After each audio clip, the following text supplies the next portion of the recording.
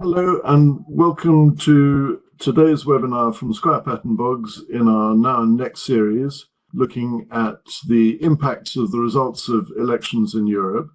Today we're looking at the green agenda, at the environment, sustainability and energy policies, and focusing particularly on the elections in the European Parliament and the result of those, the new European Commission and so forth, and at the UK.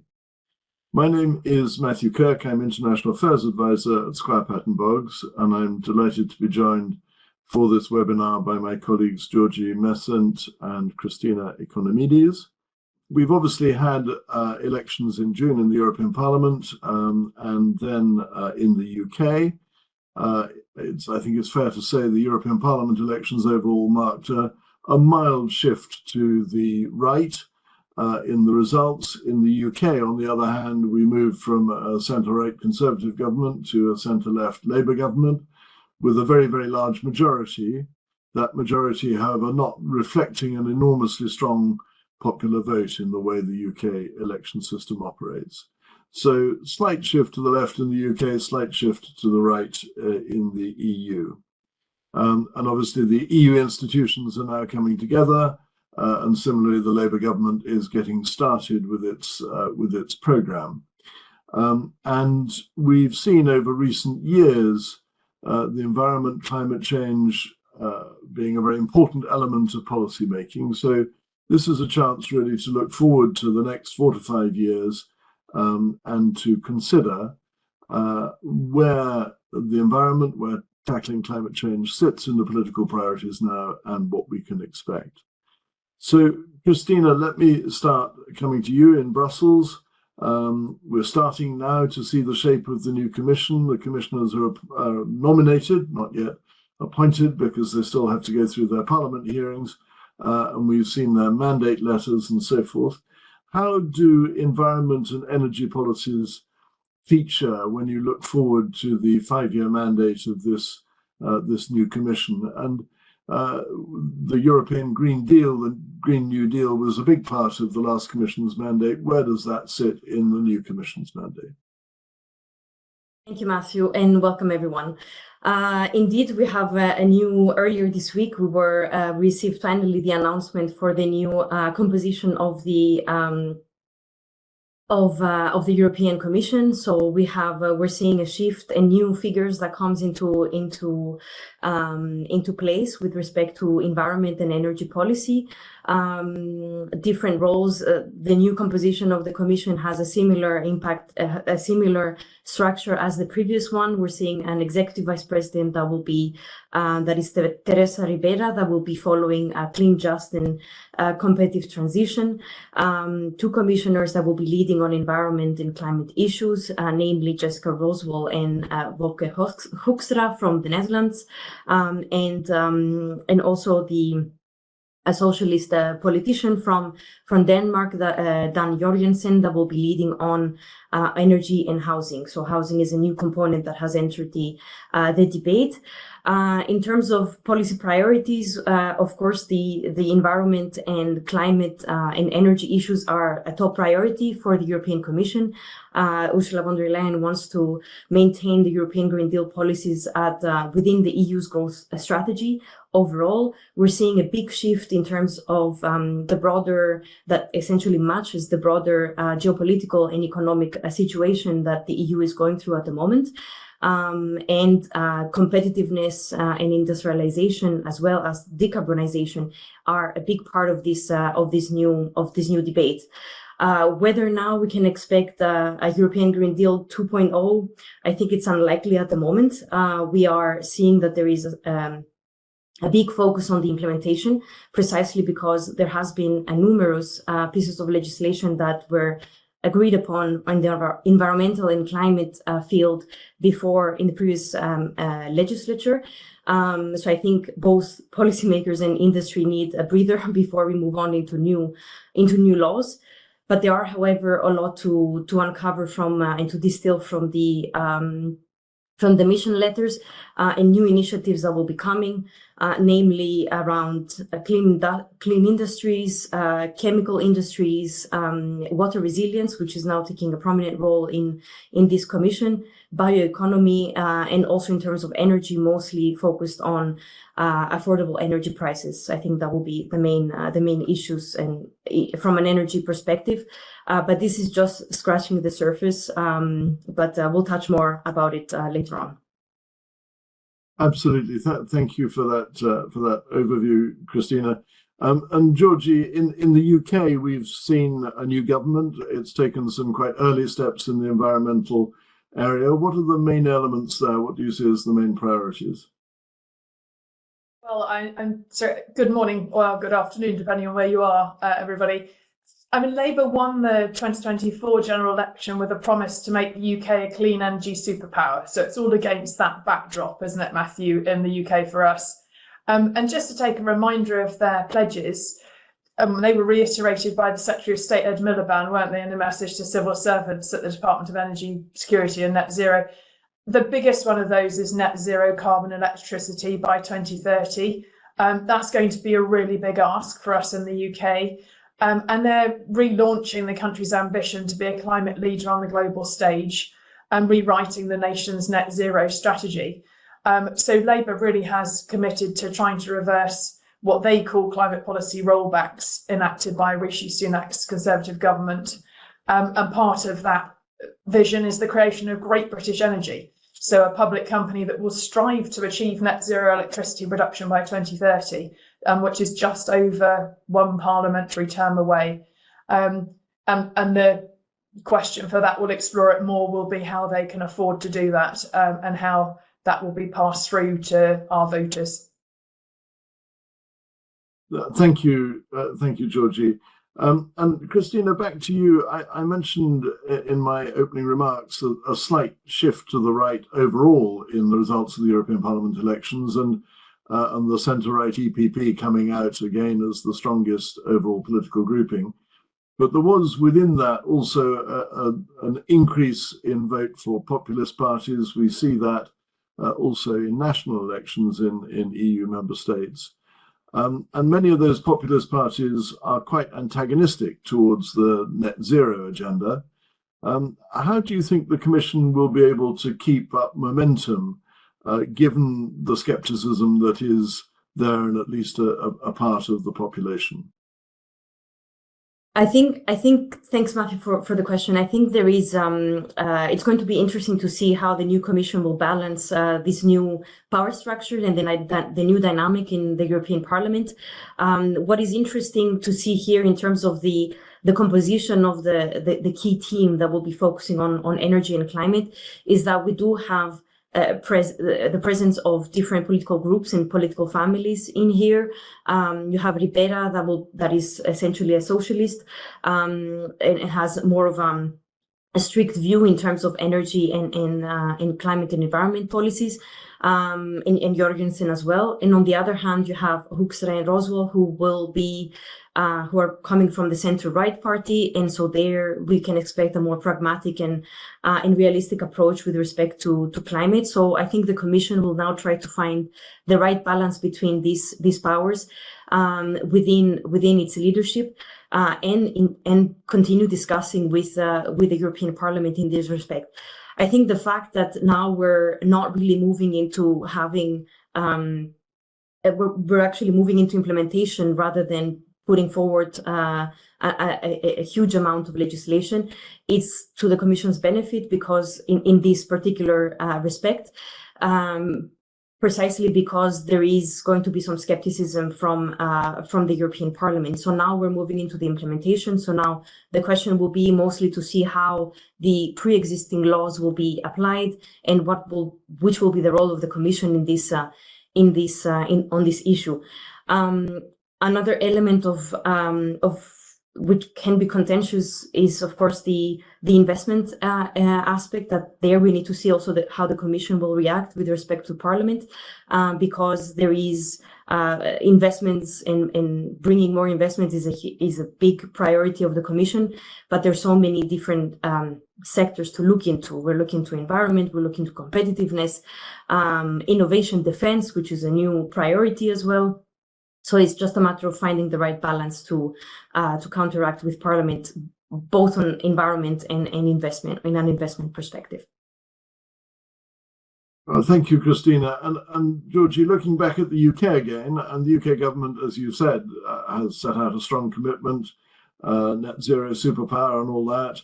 But there is also in the UK a growth of more sceptical political voices providing a counterweight to that, a new insurgent party, which is very sceptical about new net zero.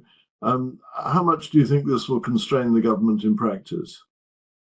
I think, Matthew, it's worth just reminding ourselves that, I mean, Labour's plans range from overhauling the planning system to developing a just transition plan for the North Sea oil and gas sector. So, it's really ambitious what they've got on the table there. The problem with all of those plans will continue to be how to fund them. So the political will might be there, but the everyday voter on the street is under significant financial pressure, as we all know. And that's putting significant other pressures on the government. So we were, just to take a benchmark for a second, coal's fallen from 30% of supply to less than 1%, with the last ever coal delivery to a UK power station just before the election. Wind and solar, which provides more than 28% of the UK's electricity, will soon overtake gas as the main generation source as those extra wind farms come online. And then, National Grid, the UK's electricity system operator, it's on the verge of being able to run the grid with no fossil fuel power stations with the help of more than 160 large battery sites. So changes are happening. In terms of constraints, I think the biggest of those will be the very high infrastructure cost of delivery of those policies, which is going to impact on the public opinion of voters, that in turn will impact and alter political support, because our electorate are not very keen on paying higher taxes, are they? Separately, the other major elephant in the room is our planning system. So that's a huge barrier for us to infrastructure development, as it takes so long to adapt the existing facilities or build new ones. Just think about our new waste to energy facilities. Many are still stuck just in the onerous planning system. And Christina, coming back to you, I think, and from what you've said, there's going to be less of a focus on legislation and more of a focus on implementation this time around.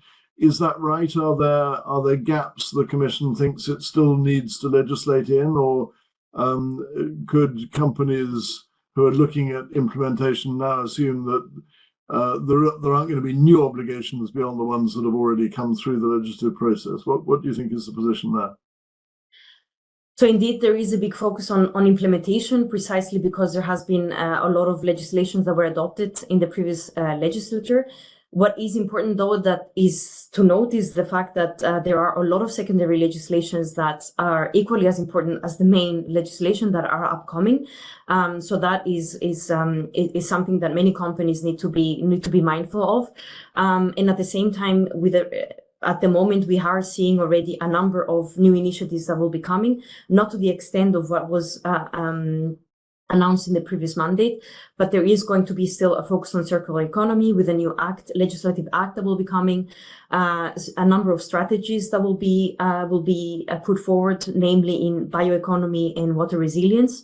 And when the Commission proposes strategies, it means that in there are probably going to be a number of initiatives, be it legislative or non-legislative, a big chemical industry package that is very important and will be tackling the issue of PFAS, which has gathered a lot of attention and criticism by many industry players.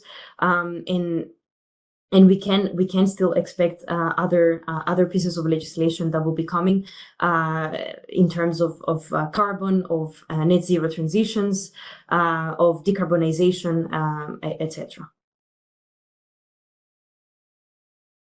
Thank you very much, Christina. That's I'm sure will help people to sort of plan a bit for the future and to understand what's coming. And Georgie, in that vein, you're advising clients on how to implement new areas of regulation and new obligations in this area constantly. How do you think clients are feeling about what they're doing? Is this an area of opportunity for our clients, or is this more in the box of compliance necessity? I think there's a slightly different answer to that to start with, Matthew, is that almost invariably our clients are coming to us saying we're being hit with a tsunami of changing regulation. Can you help us, please, to make sense of what we have to do first and actually what this means in practice for our business? So I think that's a theme which is behind it. You asked me about opportunity or compliance necessity. And if you look backwards, so think about something like the market share of Marks and Spencer's here in the UK with their Plan A on sustainability, or the Body Shop success all over the place. Those themes are now becoming just everyday normals. They're not distinctive in the same way. You've got alongside that the ESG drivers and sustainability reporting. We have the new Corporate Sustainability Reporting Directive, which has been enforced from 2022, but that's impacting now. The first wave of companies are reporting for this financial year, 2024 and 25. Far more will be caught then by the financial thresholds in financial year 2025. That requires companies to comply. It's not a choice between opportunity and compliance necessity. They have to. And then we're seeing a number of our clients who are looking at that as a genuine opportunity. So packaging companies, for example, are looking at all the opportunities around sustainable packaging. Recyclable PET is increasingly being looked at to replace things like single-use plastic in cups. And they're at the same time being regulated by the new enhanced extended producer responsibility for packaging, which is requiring changes across the whole of Europe by the end of 2024.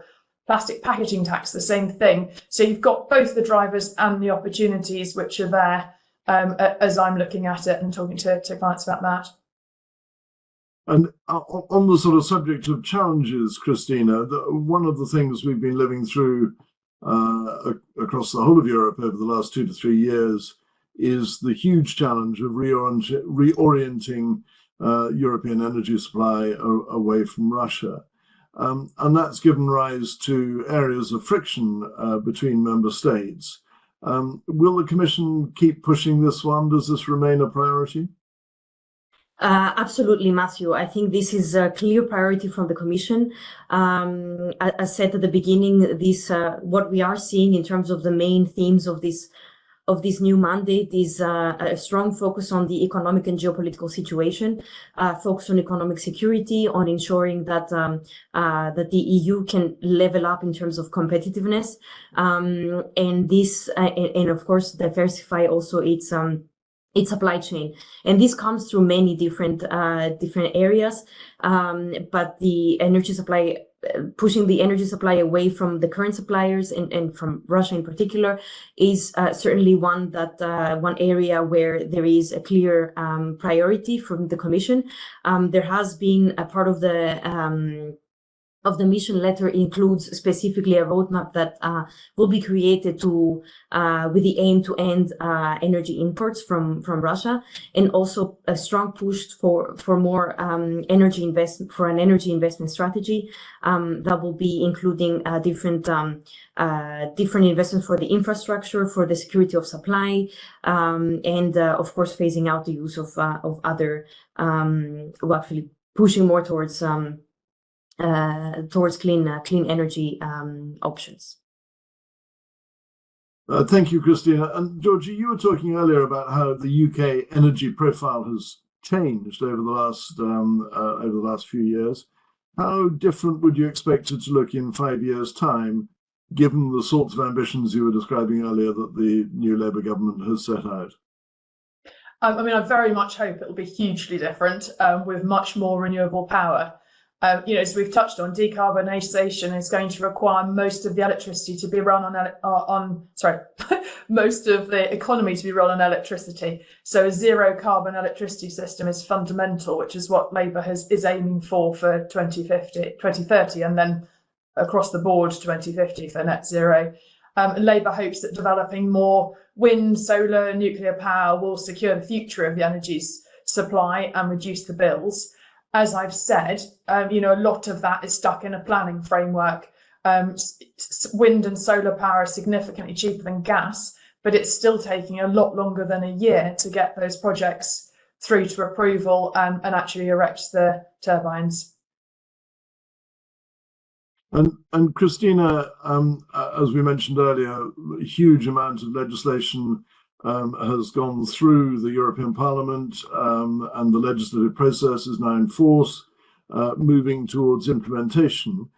One aspect of that, which is a huge challenge to many companies, to many of our clients, is the transparency and disclosure side of it. Can you say a word about timescales and challenges in that area? Absolutely, Matthew. I think indeed that's a big challenge, and a lot of companies are preparing now for that. I think we have a number of legislations in the corporate transparency, from a corporate transparency perspective, looking at the CSRD, looking at the CSDDD, with a timeline coming into force soon. The CSDDD, the CSRD has already entered into force, but has different implementation deadlines based on where companies are positioned in terms of different thresholds that are imposed. And then equally in terms of the CSDDD, so that looking into more due diligence aspects, looking into an implementation in July 2026. The Commission is working actively to ensure that all the secondary legislation that is needed and the guidance that is needed is in place. But we're still expecting a lot of additional legislation and clarity that will be coming in the few months. Looking, for example, on the forced labor regulation that has been negotiated in the previous mandate, we're still not final in terms of the law because of delays. But I think it's certainly a challenge for all the companies to be sure that they're aligned on time. Another big contentious issue comes, for example, with the EU deforestation regulation, where it comes into force at the end of the year, and still at the moment a lot of secondary legislation is outstanding, guidance is outstanding, and that has created a big concern from not only companies but also a lot of member states and in third countries as well. So I think there is a clear challenge with respect to the compliance obligations that are required for companies and countries with all these big number of legislations that are coming into force or have already come into force already. And the guidelines and the requirements and clarity from the Commission with respect to how, and secondary legislation that essentially will complement the existing provisions, and how all of this will be aligned for companies to comply. I think there's all of these challenges that needs to be addressed and somewhat are lacking at the moment. Absolutely. We are getting towards the end of our half hour. Do please, if you have any questions, we will try to sneak them in at the end, but if not, we will come back to you afterwards. So do please post them if you have any. But let me turn perhaps finally to you, Georgie, and ask a perennial question. The UK obviously is no longer part of the EU. From everything I think we've been talking about, the UK is going in broadly the same direction, not quite the same pace in some areas, maybe a little faster in some and a little slower in others. Do you think this sort of rough alignment is likely to remain, or do you see areas where the UK might strike out and start doing different things? I mean, to be honest, who knows, Matthew? You're probably better informed to answer that in some ways than I am. For my part, I very much hope that we stay aligned. I think the Labour government has very clearly indicated that it has the political will to do so. Also, during their last government, they very much stayed true to that and brought through all sorts of different policies and the Climate Change Act in that time. There are competition reasons for us to stay aligned.